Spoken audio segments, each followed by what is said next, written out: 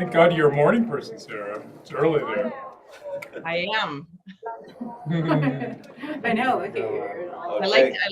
I like to be up at sunrise. All right, so we're on the Terra Madre website channel for this year's edition of Terra Madre. This is a new talk today. We're welcoming Sara Brito from Brooklyn, New York. Michael Moss, who just arrived from New York, here in Turin. Michael Moss and Kari Borja, who is from Berkeley, California. And I'm going to do a round of intros. This talk is about, we titled it Slow Food, Slow Media. I think Terra Madre and slow food in general talk a lot about the growing of food, the farming systems, agricultural conversations, maybe not as much about the communication of food. And we thought it was an interesting opportunity to talk about that, especially given the people on the panel today and our diverse experience. I'm going to start with an introduction to Kari, who has been working with Alice Waters for many years as a friend and as a professional, anthropologist, and who I've shared a lot of crossroads at the intersection of food and film and what that means to us personally and also with the people that we support like Alice and her mission. Michael is a well-known author and journalist who's written a lot about this subject and many more and much more and interviewed people on stage about their journey in working in food and communicating food. And Sara, who's a brand strategist, very familiar with the slow food world and community, and will share maybe your wisdom of communicating food and media and food. So I guess, it's not really a question, but it's more of an introduction to our initial perspective on this question, which is today, especially with the kind of the growth of media, the change of media, the way people's consumption, for lack of a better word, of media is growing and changing a lot. We can talk about films that were full-length feature films about, the culture of food and the communities of food makers, and today how food is communicated in social media. But I wanted to just get an overview individually in terms of where does this conversation sit with your own approach to it, and how have you seen maybe food being communicated lately in media? What can you share with audiences about what you've seen change in the last 20 years, let's say, or even 10 years? I'm going to start with Michael because we started this conversation together, and it's a broad one, but really take any entry that you want to take on this question. Yeah, so I think the very newest thing you see in the grocery store is this pretense by the largest food manufacturers to be making and selling things that are better for us, as they call them, or as I would say, less harmful and less trouble to us, maybe. I think that's in response to people like Sarah's work, Carrie's work, everybody here at the Slow Food Movement, work in helping people to become more and more aware about what they're putting in their bodies and caring about what they put in their bodies.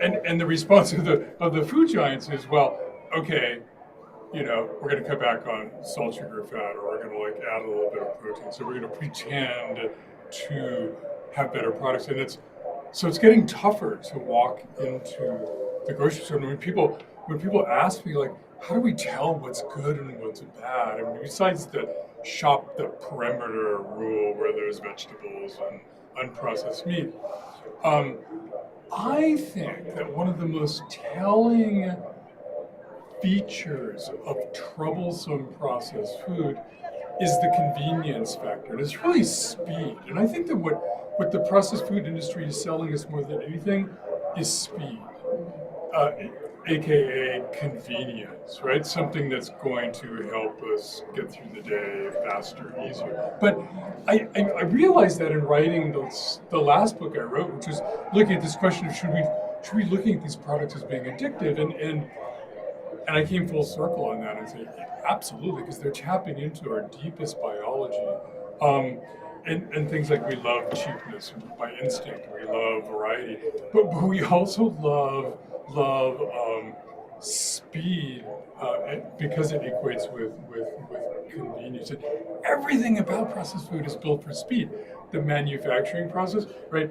Their cheese making there's this slogan they have, milk in, cheese out the same day, right? It's all about speed. The packaging is built for speed, so you can rip those things open and get your hand in it while you're driving down the highway. And then, of course, the speed of the formulas, the salt, sugar, fat hitting the reward center of the brain. So, yeah. Speed is definitely not just in food and culture, right? I think it's the way we live at this pace. Oh my God, the one-click Amazon. That's the same thing. Right. I used to work at the New York Times, and they talk about themselves now as being an attention company, right? Mm-hmm. Delivering information or goods fast is what that's all about in the world. Yeah. So the internet obviously also has a big role in the way we approach our own lifestyles. And it's not just the distribution of information that came very powerfully and at great speed, but it changed our relationship to that information. And I think that's one of the questions I have is, and this is maybe for Sara to start kind of sharing your experience and knowledge on this, that speed translates to an inability to enjoy sometimes. I think that's what also, when we look at food cultures and people who communicate food, and I think of Alice, the sense of the sensorial experience, the relationship to the food, the time we take to sit with the food and the people enjoying a meal and the family. That is where I also understand that we're pushed in a corner alone to just consume as fast as possible, and we are losing that sense of connection, right? And I wonder, Sara, based on this comment, where you fit in with how you have approached for your many years of experience communicating food and creating strategies and you can tell us maybe what you've done in your life around this subject, because we are getting to know each other today. Well, I think a couple of things. I think, first of all, I agree with what Michael said about speed and convenience, and I can speak more to that in a moment. And I think also, Martin, what you just touched upon, which is culture, to me as a brand strategist, context is everything.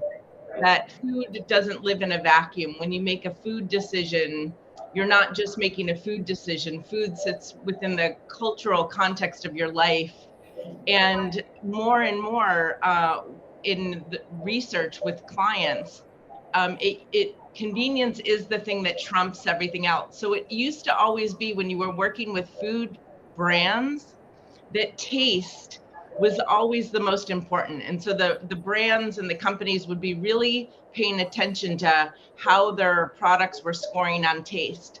But more recently, convenience has been surpassing taste as the most important thing. And so I think that when convenience is the primary driver because of the cultural context, and you both referenced technology, which I think is really important here, not just Amazon, but Instagram and social media, that infrastructure creates culture. In our infrastructure, the most important infrastructure these days that's creating culture is technology. And when technology creates a culture of convenience and taste moves to the background, over time, especially over generations, and I think Michael talks about this in terms of, taste buds. Once you change your taste buds, then you don't even know how to enjoy food because you've been raised that enjoyment isn't really even a part of the equation. And so that becomes another part of the culture, which is the inability to enjoy the food. It's I mean, on the title of this panel, we mentioned the word slow film, and I think I notice also, and it's not just technological, I think there's an industrialization of cinema and of media in general, that even in journalism, I'm sure, social media makes it that you cannot sit maybe with exploring a subject for as long as you would want to or used to, and to really explore it in depth. And the speed at which we need to create and deliver content is not allowing us to go in the depth and the quality of a relationship to something, right? Film, I realize this same issue. We're producing so much content, visual content, audiovisual content. Cinema is changing in a way that that 1 hour and a half experience in a theatrical space is maybe not going to exist anymore in 10 years. Technology is going to give us new ways to work differently, Right. and it's what are we doing today that will, I would say, open that space for experience, for that emotion to be shared in a room, a theatrical room, the same way we want people to be able to enjoy a meal with people in the same room, Right. around the same dinner table. Alice cares as much about the sitting around the table than where the food comes from and the farmer. And I realized that there is in film, for example, if we think of how film is made, there is a purpose in creating moments of silence. Let's say that we're going to develop empathy for a character, and then the moment we really feel that transformation within, that moment we're really leaning into that character's life or in the story, is created by that moment of silence that the editor and the music composer choose to create. That 30-second where there's maybe no sound, there's just an image. That is a purpose, that is an intentional purpose to allow for the audience to sit maybe more poetically with that moment.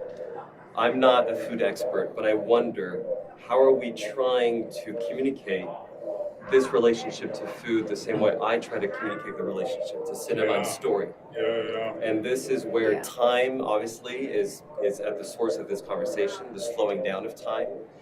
Well, I think I do these salon dinners, and one of the things that I find fascinating about the actual kind of spreading out of time by gathering friends is that a lot of people don't do that. Number one, and a dinner party, you're kind of speeding. You know, if you're just having a few people over and there's no kind of focused attention, you'll have the dinner party is like 2 or 3 hours, and then you're like, okay, I have to work tomorrow. But an intentional, focused salon dinner, which I've done 115 of them, you know, they're 5 hours long.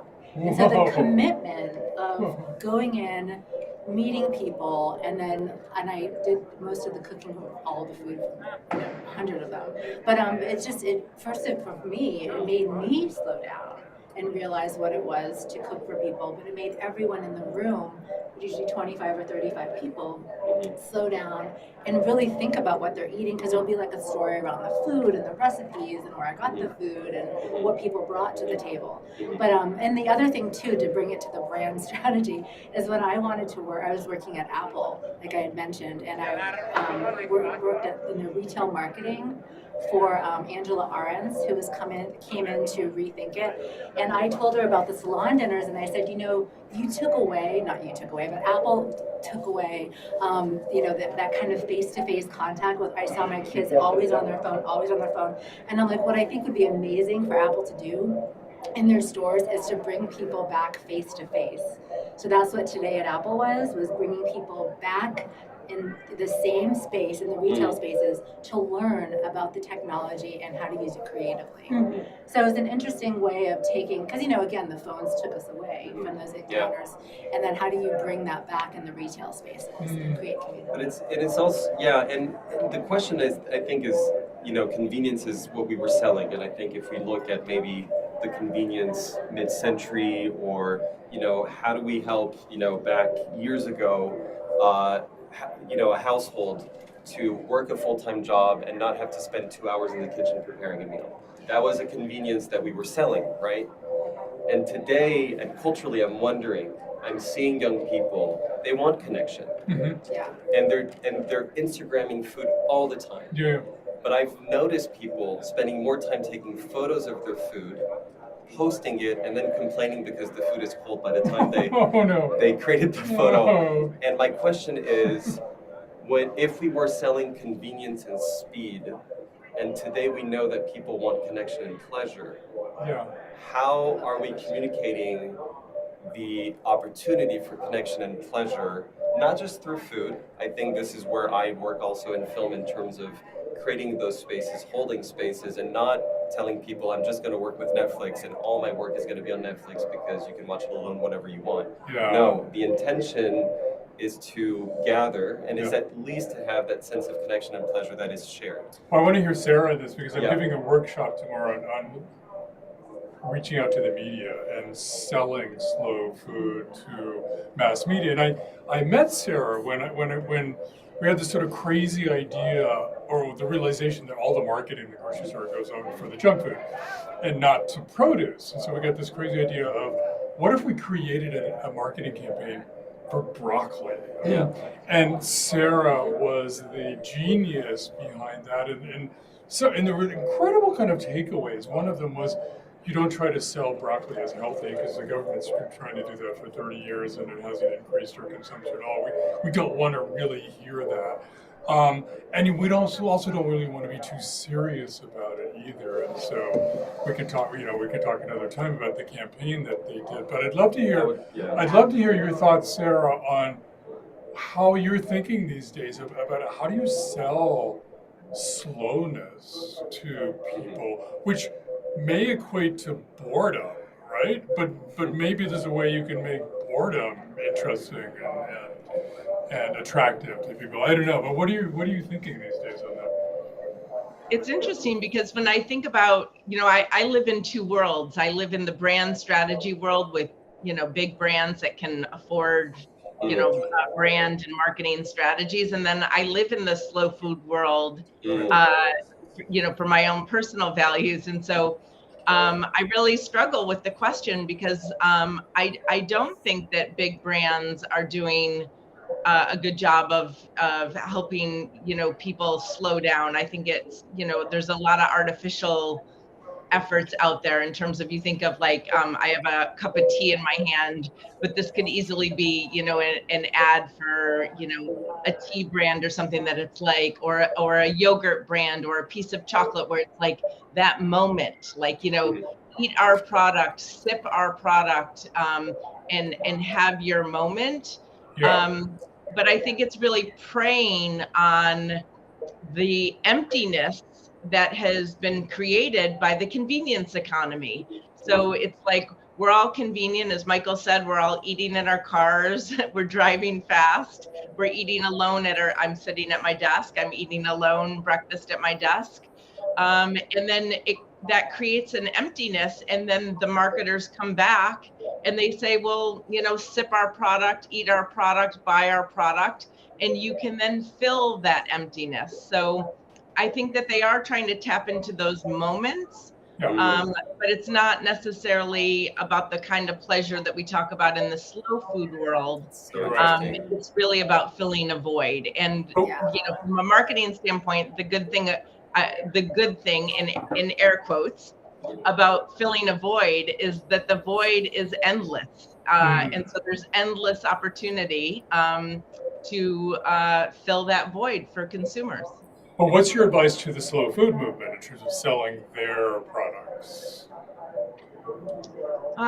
That's a good question. I think, as we did in broccoli, I think one of the things that good food and slow food has always struggled with is the right message. Going back to what you just said, Michael, about broccoli being healthy. You could go to the doctor and the doctor could say, you should eat more broccoli for your health.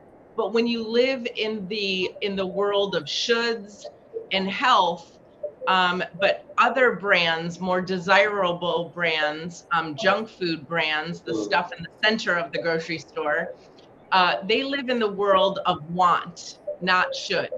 They live in the world of desire. And so I think, my advice always for people who are selling, sustainable agriculture and slow food is that you need to move your efforts into inspiring desire and not what I often hear, especially among activists, of we need to educate people. Whenever I hear that word, I always say, no, we don't need to educate people. We need to inspire people, because that's what the junk food companies are doing.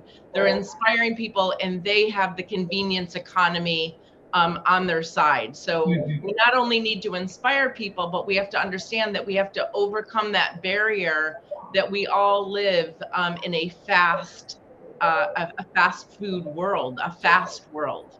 I have to write this down. I know. I was like, This is a very powerful statement, but I think one that we all agree with. And also, coming from a film world, I work a lot in archaeology, and I've dealt with archaeologists for over 20 years. Michael and I touch a bit on that. And I realized that my job was to help translate that scientific data into emotional data. And that in the scientific world, also because it's an interpretive world, they can't completely confirm why these sites, rock art paintings were made 20,000 years ago. So they're very careful, but they almost have an overly scientific, an overly intellectual way to talk to people, and it's often on the basis of education. Instead of inspiring with ways to go into these stories that connect with our emotion, our imagination, the same way they start their work with their own imagination. The scientist is a scientist, but it starts here, imagining all the possibilities of the past. That's, I think, a conversation with Slow Food that is fascinating, is based on today's medium, and including social media. And today we have at Terra Madre a number of young people who are in their 20s with millions of followers. And their social media accounts are helping restore that sense of civil society, that sense of authenticity as well, because media is not so believable today. I think a lot of people fear that they read or they watch something and they're like, well, maybe this is not true, or maybe this is not really, maybe this is trying to manipulate me. They're looking for that more authentic, honest, and instead of being so serious, I would say more sincere voice that will inspire them. And I think this is a great conversation for Slow Food to have, for sure. What should they do? That's still a question.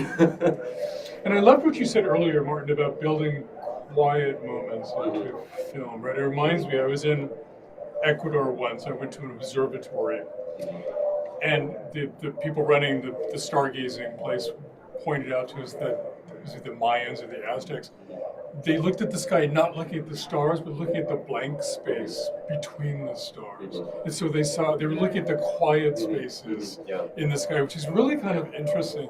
But I had a related thought too. You also mentioned that how the media is sort of sped up. I had one of the luckiest jobs in the world at the New York Times, where I could take as long as a year to write a single story, right? It's extremely rare. I'm not even sure it exists anymore. But what that did was allow me to spend a lot of time asking really dumb questions, or even the wrong questions, and going down the wrong road. And I wonder if there's a parallel to sort of Slow Food in that too. And and there's another parallel with fast travel, right? You know how we all use travel apps now and maps to guide our way to all the hotspots? Well, what we're missing there is the joy and the beauty of getting lost. And I wonder if that's maybe a selling point that Slow Food could use as an antidote to that, is, get lost in our broccoli rabe or our Tuscan dish, peasant dish, right? I mean, it's okay if you get an off note in there or something, right? It's exploring. It's exploring and it's discovery. Yeah. And it's being curious, which is at the foundation of our human behavior, right? And it's almost like this need for stability and structure instead of allowing more play and discovery on a daily basis. Were people better about discovery back in the day? I was just thinking about this because there was a point when I was talking with Apple Maps, and they asked me what map program do you use, and I said I use Google. And they were just like, well, what would it take for you to change your behavior and do Apple Maps? And I said, if you can show me by collecting data, which Apple doesn't collect data on their users, but if you could show me by collecting data somehow on how to get lost and using Apple Maps, I would switch from Google to Apple. And so they were like the Baudelaire flaneur, right? So I was like, I'm here and I need to go there, and that I like coffee and I like wine and I like vintage shops. Can you make me walk in a different direction that isn't the straight direction that allows me to, in a way, get lost into a place that I wouldn't have discovered, in Paris, for instance. But I love that idea of because I do that all the time. I mean, part of me wants to structure the experience here at Terra Madre. But yesterday, I knew I wanted to aim towards Abruzzo, where my grandparents were from. But I was like, let me just go that way, because I know Abruzzo is that way. So that's what I liked, is not knowing exactly where I was heading, but having a goal at the end, but getting lost in Japan and all these other places over there. But yeah, it takes a lot of structure to get lost, actually. It does, and I mentioned this film and connecting with what we're talking about, and was shot in New York. Noah Baumbach, who, and I'm forgetting right now the name of the film, but it was really the story of a family, parents and kids in their 20s. The parents trying to catch up with the technology because they believe that's what's going to get them to connect with the kids. They're going to be modern, they're going to be cool and hip parents. And the kids are like, we don't want Spotify, we want vinyls. They want the physical, cultural, material, but that meaningful one, that one that creates memory, that you can look at. It's an object, it's something else. And it's the story of those two kind of like generations clashing with different desires or different intentions of connection, right? And I'm wondering, Sara, as a strategist, how I'm taking that example as like a recent cultural context, which I see every day in a way. I do see a lot of families having that kind of interesting kind of like misconnection almost. Are you seeing the cultural context today telling us, and hopefully this is a positive takeaway, that the younger generation is actually longing for that sense of connection, pleasure, and play and discovery, and we're just not equipped with the right strategies or the right communication or the right film to communicate that that's what they can get, whether it's food or other experiences that are cultural and universal, I'd say. Are you seeing the context today changing and telling you that that might be the opportunity? I think what you have been bringing up is really important, in that notion that the younger generation is longing for what they didn't have, and so they want to go back. And I think that is really important, and something that I didn't bring up earlier, that I should have, because that's where you do see things like the craving for vinyl, or old school sneakers, and parents wondering why their kids want to be wearing like the old Stan Smith Adidas sneakers, or old, Converse sneakers.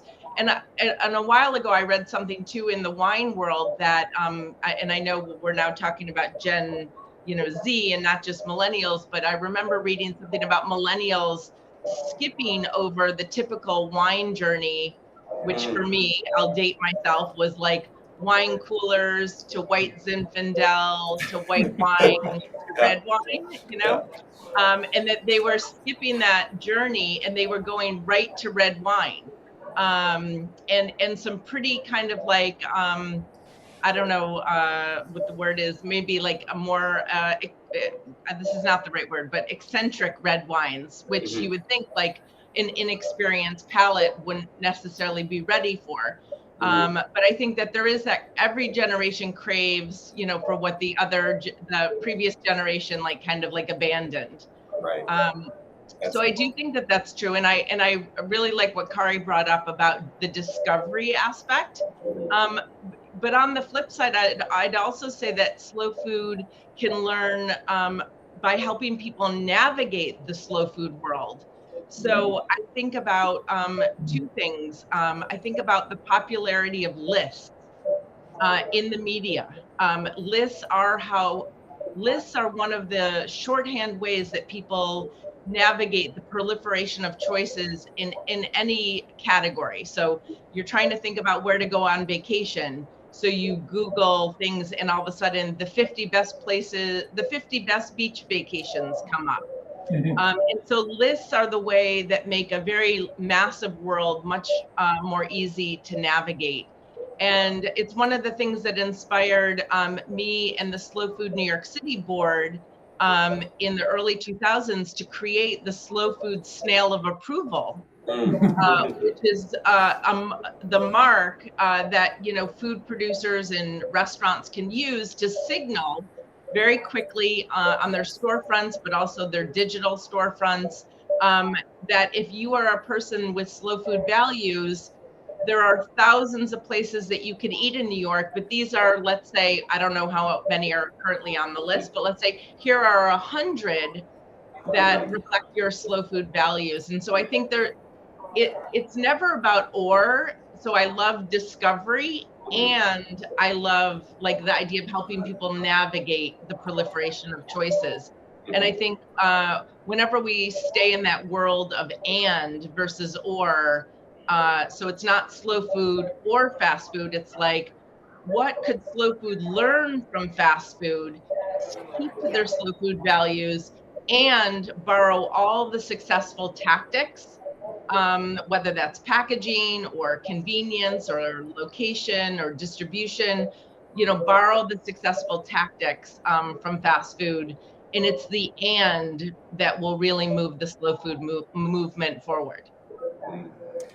Michael brought something up when we were talking that I thought was also a conversation, as well in film, I would say, that I don't hear enough, and yet it's very important, is to think of, we'll come in with our references from where we live and where we grew up. For me, it will be Los Angeles and Paris. So I can talk about wine, but I can also end up in a school in Missouri, talk about wine, and maybe my audience will not be turned on to wine. So my way of communicating or metaphorizing something about what I believe is a universal value, I'm using the wrong example, which is what I believe maybe broccoli, there's probably an intention there to be very generous and democratic, with the broccoli being widely known. My question is, how do we also think about this conversation mindfully of, not just the big cities, which I know is not your focus, to really consider how is this more generous towards world populations? And if we just talk about America, when we go to states that are not California or New York, what are we communicating and how do we connect?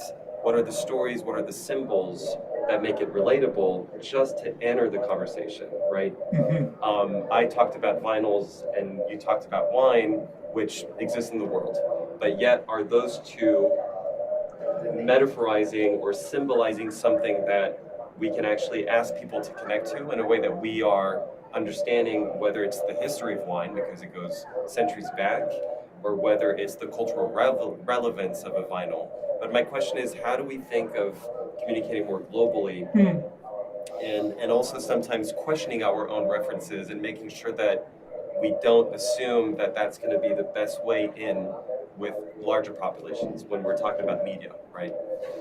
It's, again, that's a whole other... I'm kind of remembering I gave a talk once in Kansas to the hospital association because they were trying to figure out, how to keep from saving people in the emergency room and then killing them in the ward with horrible food, not really killing them, but the missed opportunity of, helping people get a better grip on their eating habits when they're in a hospital setting. And somebody raised their hand and said, I don't think you really get what it's like living in Kansas because I'm 90 minutes from the only source of fresh vegetables, and that's Walmart. And I can only afford to drive there once a week, so I'm mostly buying canned and frozen, and the fresh stuff disappears in a couple of days. It's an incredible food desert out there, but there's a huge appetite for eating better in the middle part of the country, and it also cuts across political lines. For the last book, I think on the same day I gave an interview to Fresh Air at NPR, and then I confess, Tucker Carlson, before he went totally crazy. But an hour, because he totally gets junk food and the addictive aspect of it. And then the 700 Club, the Christian Broadcasting Network. Right, so I think there's actually a much greater interest out there than we might think, and maybe certain things like wine. This is a country where there's white wine and there's red wine on the restaurant menu, right? But still, but I think the appetite out there for eating better is huge in the middle part of the country, as it is in much of the world. And I think the project that I'm working on with Alice Waters is it's about food and education. And those are the two things that she always opens. She's like, food is universal or should be, and so is education or should be. And but thinking strategically, when you talk about food and talking about organic and talk about regenerative agriculture, you do have to consider all the different parts of a country and the different parts of the world that don't have that access. But if you do it through public education and there's a school lunch and there's a possibility of changing procurement, there's so much amazingness in terms of like that kind of spread. And we know the stories of the edible schoolyard where you have 8 to 10-year-olds, you know, kind of blossoming in an edible schoolyard and going home and telling their parents, no more pizza on the counter and everybody going in their own room alone to watch the same show. We're going to spend 30 minutes together. And those are the 8-year-olds telling their parents, this is how I want to, this is my desire. This is what I want to experience in home right now. And it is very powerful what Alice has obviously engineered in terms of a system and a relationship to education and kids in a way that, you know, we're seeing the change. Yes, and then sitting down and having that moment, like you said. It's just that, you know, because I have a 16-year-old and a 19-year-old. And my 16-year-old is at a very good public school. But, you know, he has, I think it's 24 minutes to eat, and that includes getting in line. So there's no way that you're going to be able to actually sit down and with your friends and eat. And he's just always running, and he, you know, so it's a hard. And strategically, I have a question actually for Sara as well, and Michael, just to get your perspective on this. I wonder, you know, and let alone the, you know, in the U.S., like the budget, the national budget for education and arts and culture is minuscule. We can barely see it, right? By the moment. And so we talk about big brands and a lot of brands that have a big budget for communication. Are we maybe understanding that Slow Food or other organizations that care about sharing these values and inspiring people to connect with them, are they not financially equipped to lead bigger media campaigns? Even if today, and this is my surprise, we're sitting in a pretty, you know, sophisticated portal, and Slow Food's intention was to make sure that we brought in stories that were inspiring.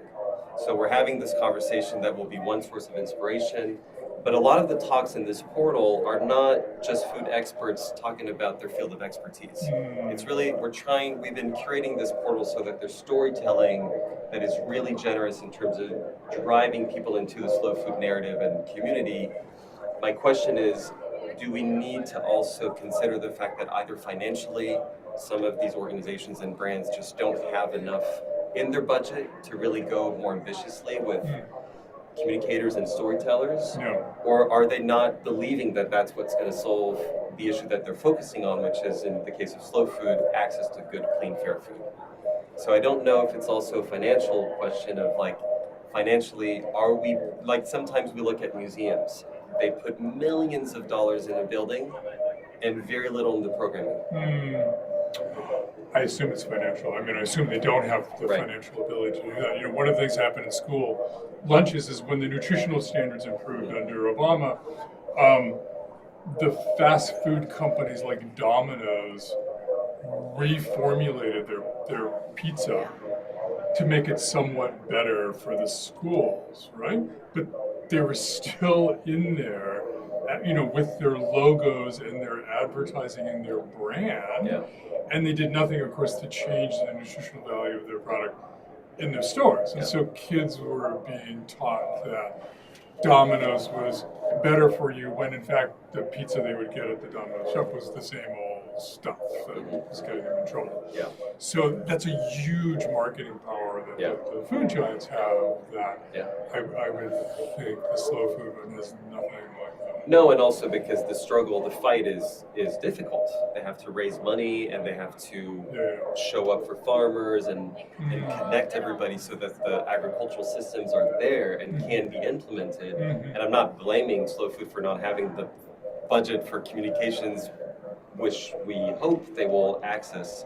But my question is, independent from where the lack of finances might be, do we notice in this world of slow food that, let's say, a donor said, you know what, I'm going to give you $1 million, but not to hold a conference, not to focus on research, not to fund research, but to fund communication of good food, slow food. Like if someone came up with $1 million, what would that change for an organization like Slow Food?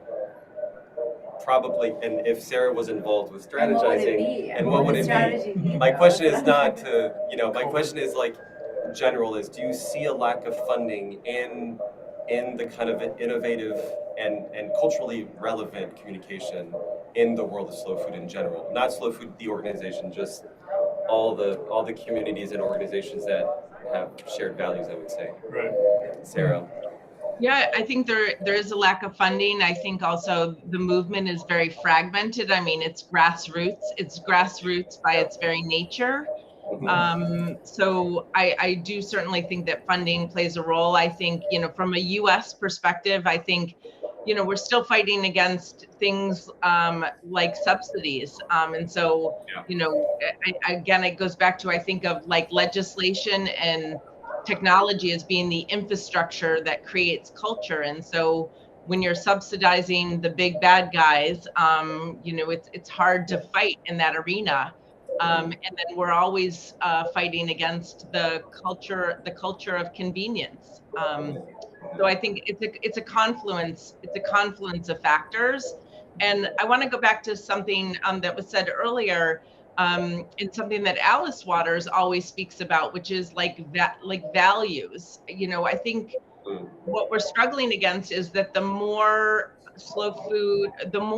fast food values take over the world, it's very hard to change at the values level. At the beliefs and values level. And I want to clarify something I said earlier too, because I completely agree with what Kari said about education. For children, I said earlier, I'm not into education. I meant that from a marketing perspective.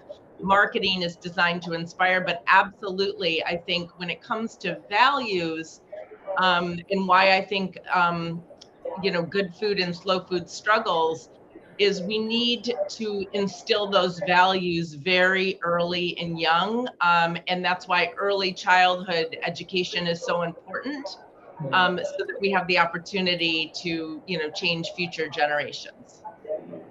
Yeah. No, I think that was, thanks for clarifying, but I don't think we were confused with what you said about education earlier. It was very clear. And obviously it connects with what Kari was saying too. Yeah. But I think, that really stuck with me, because even when I was working with Apple and then when I'm working with Alice, and we talk about educating people around like an edible education, people don't want to be, hear like, oh, you need to be educated, but what they do need to be is inspired. So I do love exactly what you said, how you reframed it, and I remember that's what we would talk about at Apple, and I didn't forget it, but I'm going to put that back into my language when I talk to people about why edible education is important. It's really about the inspiration for college students. Yeah. And the emotion of it. Yeah, exactly. And I think that's what Alice has always wanted to keep her focus on as well, is that, she will bring up a lot that wild strawberry that changed her life, when she was 26. That emotion is the one emotion she will continue to use to metaphorize what in her life was significantly an uplift, a pleasurable one, a revealing one for who she was and what she wanted to do. And I think that sense of emotion is also in film, where I see the fast media, the way editors have to work in the room, the way we have to cut stories. We can't digest these stories. We can't even feel that emotion because it's going at a speed. The story is just like told to us in a speed that is like, you can't even grab it. So I think that's really the emotional component to communication is very important. And that's why I think artists, filmmakers, those who really inspire more than educators per se, as we're talking, I personally would love to see more of those folks involved in the strategy, but thinking, what are we doing authentically that comes across as authentic, but that communicates that emotion? And that's where, as a brand strategist, can we include storytellers in a marketing campaign? And I think with social media, I'm seeing that possibility, because I'm seeing social media, the ones who are, here today, even with us at Terra Madre, they're really thinking about how are we restoring that sense of connection. And since I can reach millions of people, what am I saying? How am I saying it without it feeling formatted to the social media standards? and they're trying to be free with their own form of expression. Still delivering a message and sharing something that can sound educational, but they still want to inspire more than educate. And sometimes too, it's an experience. I just had breakfast with Darina Allen. She's the Irish. She has a cooking school and 100-acre farm where she integrates. She does these 12-week courses, and in like 2 minutes of her talking about planting a seed and watching it grow in this 12-week course, and understanding that transformational process of a seed to growth, and understanding the soil from which it comes from, and the composting that goes into it, and the hens. I mean, I've been working in this world for a while, and in 2 minutes, she just blew my mind in that story, which is just, she's been doing this for I think 30 or 40 years. But I thought, wow, I really want my son to go to her school next summer, because in that week, they have week-long courses as well. He can really understand that kind of, literally the farm to table experience through the eyes of, again, you can do it at the edible schoolyard, but my son's older than that now, but what is that experience? So again, for me, the emotion can come from an experience, and that experience, living in the fast world, it has to be kind of sometimes condensed. But that's what I thought was interesting, is her just saying, oh, in this 12-week course, I work with shit. I was like, wow, it's amazing. I want to go and do that, but my son should do it. But again, it's the emotion of that experience. So, yeah. Sara, do you want to say anything before we close this session? I know you have to leave. You have a meeting at 8. You've accepted to join us last minute, and it's again really amazing that you're here. What time is it there? I guess I didn't realize how. It started at 7 a.m. New York time. Okay. So yes. Sun is out. I guess, it's interesting.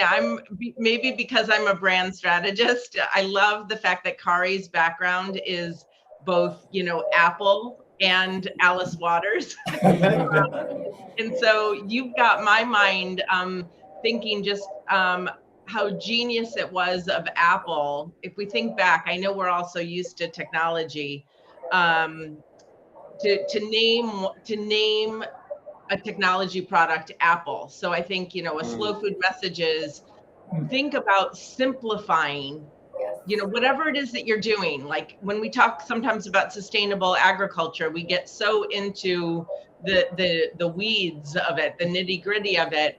But think about what else we could learn from the genius of Apple in terms of simplifying the really complex things into something like an apple. And then that was related to their Apple's initial strategy to launch in schools, and to raise an entire generation that thought that technology and working, and I'm one of those people. I grew up on an Apple IIe computer. And so working on an Apple just became natural. It was what we had at school. It was what I had in my home. And I've been an Apple loyalist since then. And so I think, I'd like to, I know that probably you're looking to me as the brand strategist and the person that works in marketing to say optimistically about what can happen for us as adults and our generation. But I'm starting to feel like there's not a lot and that we just really need to focus on the next generation and in making slow food feel like something that is natural to them because it's something that they grew up with.